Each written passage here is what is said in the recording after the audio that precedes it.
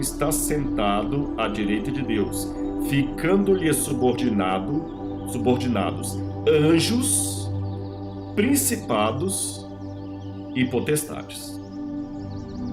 Então aqui ele já até tirou anjos da classe de principados e potestades. Veja bem, então se existem principados e potestades que, pelo menos na epístola de Pedro, são colocados além dos anjos, por que não supor que esses principados e potestades seriam mundos criados por Deus, mas que por alguma razão não têm contato conosco? Pelo menos contato direto, nós não podemos vê-los, tá certo? Nós não podemos tocar neles. É interessante que numa das profecias de Daniel revela que ele vê anjos, o Apocalipse vê anjos, mas algumas vezes Daniel fala assim: o homem tocou em mim. Quem era o homem? Não é nem Jesus, é um personagem que aparece ali.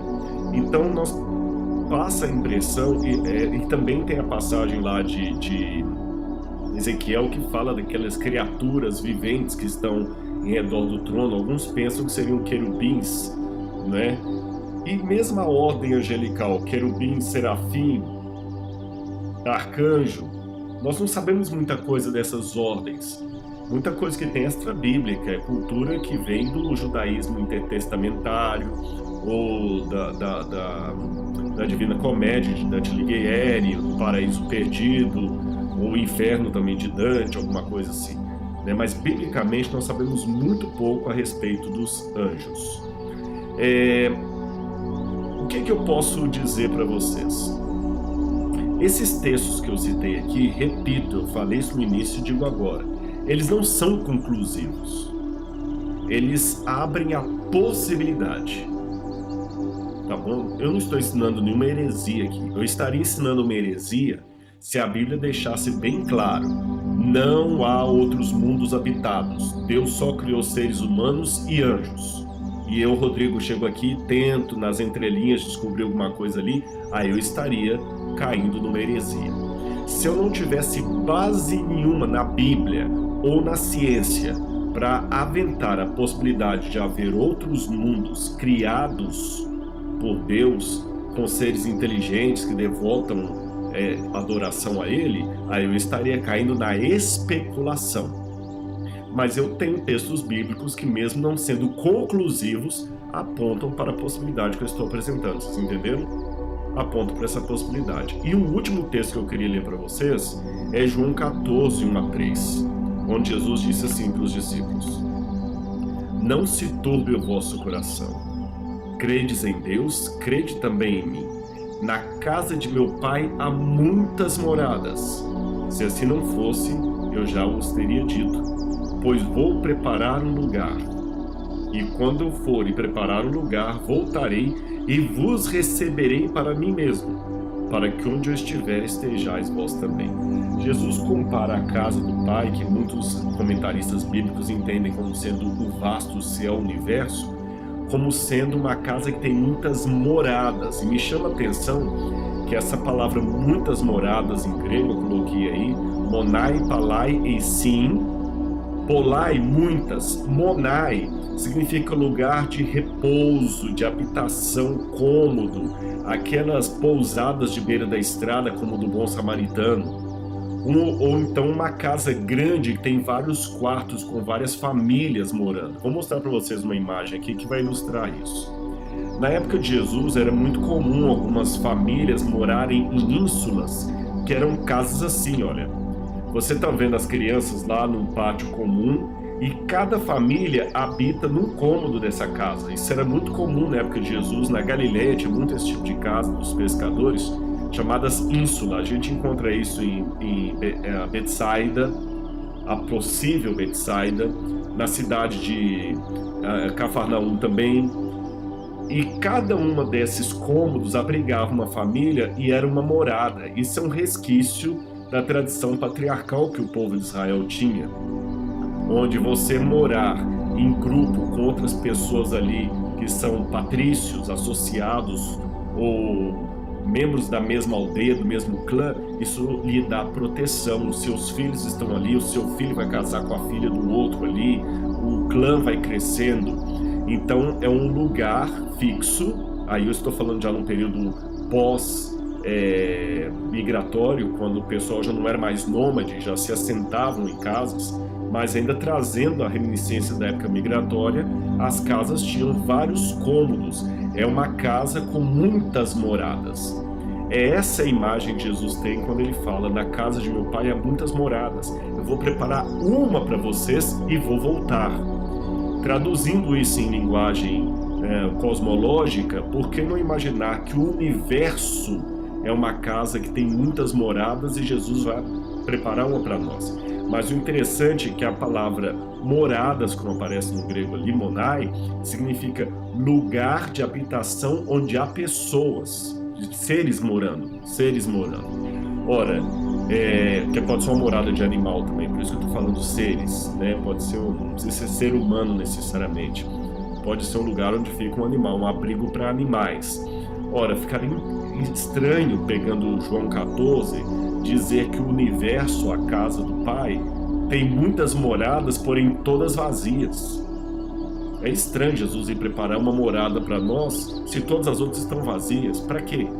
E olha que ele vem para nos buscar para a casa do Pai. Mesmo que o Rodrigo acredite que após o milênio nós vamos morar na terra, e essa terra que vai ser restaurada por Deus, Apocalipse 21 e 22, a Nova Jerusalém vai descer aqui e tudo mais, apesar de eu acreditar assim, que aqui vai ser o nosso paraíso restabelecido pela eternidade.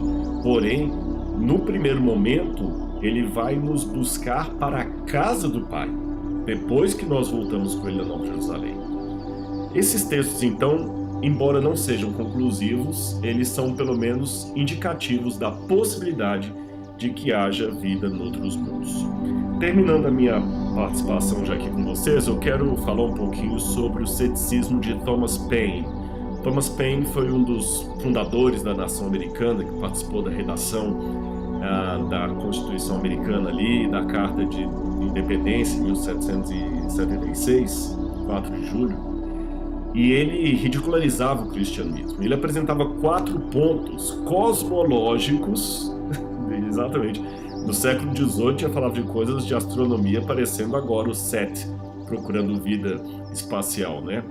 E ele ridicularizava o cristianismo justamente por causa da vastidão do universo, como muitos dos pioneiros da nação americana entendiam. Por exemplo, ele dizia, número 1, para criticar o cristianismo: uma crença em uma infinidade de mundos torna o sistema de fé cristã ao mesmo tempo pequeno e ridículo, e espalha na mente como penas ao ar. E o espalha na mente como penas ao ar. O que ele quis dizer com isso? Ora, se o universo é tão vasto, por que Deus ia vir só aqui? Vocês entendem? É ridículo isso. A cruz perde todo o sentido, né? E ele continua dizendo: é absurdo acreditar que Deus deveria deixar o cuidado de todo o resto do mundo que ele criou para vir e morrer nesse mundo. E mais ainda, ele vai no número 3. Por outro lado, devemos supor que todo mundo na criação sem limites teve suas próprias visitas semelhantes desse Deus? Se isso é verdade, Deus não teria nada mais a fazer do que ficar viajando de mundo em mundo numa sucessão interminável de mortes com apenas intervalos momentâneos de vida. E por que Deus deixaria os demais mundos sem salvação?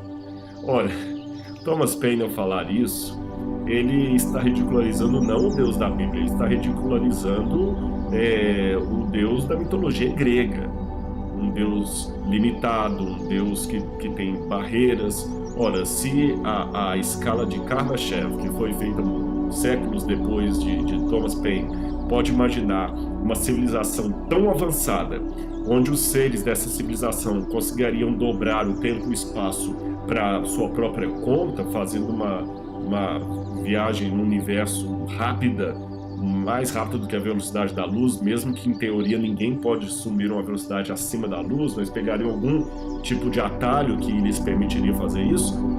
Se a escala de Kardashev imagina civilizações assim, por que eu não posso supor um Deus que está acima disso aí?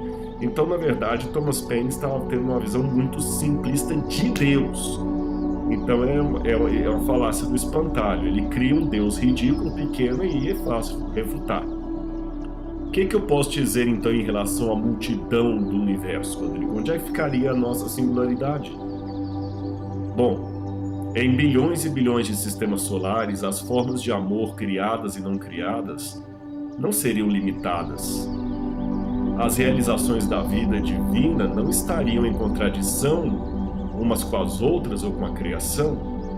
A descoberta da vida em outras partes do universo não comprometeria o amor de Deus pela vida na Terra, assim como o amor dos pais por um filho não é comprometido porque esse filho tem um irmão ou irmã. Agora, se você acredita em um Deus, por que supor que ele é capaz de amar apenas alguns de seus filhos estelares? Fique tranquilo. Deus tem amor o suficiente para todo mundo.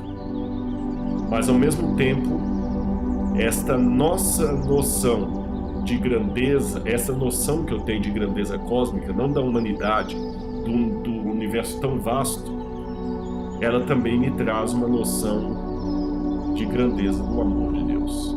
Porque raciocina comigo. Dos bilhões e bilhões de possíveis mundos criados e com vida que existem, nessa poeira cósmica chamada Terra, foi onde Deus resolveu vir e se tornar um de nós. E mais, falar a nossa língua. E mais, sofrer a nossa dor. Quando Maria pegava aquele bebezinho no colo, diz uma música, tem uma música que fala isso, beijava o rostinho daquela criancinha enquanto ela dormia, os lábios de uma mulher,